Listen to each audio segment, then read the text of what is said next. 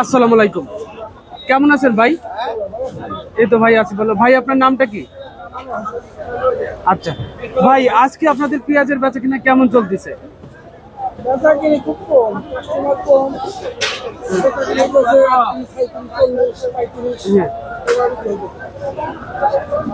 আপনার কাছে যে এই যে পেঁয়াজটা আছে, এই পেঁয়াজটা কোন জাত থেকে আনা ভাই? এটা রাজশাহীর পেঁয়াজ। এই রাজশাহীর পেঁয়াজটা আছে বাজারে কত করে বিক্রি হচ্ছে এটা বলেন? 35 টাকা, 36 টাকা। এই পেঁয়াজটা গত সপ্তাহে আপনারা বিক্রি করছেন কত করে? আচ্ছা, বাজারে এখন এই পেঁয়াজটার চাহিদা কিরকম আছে?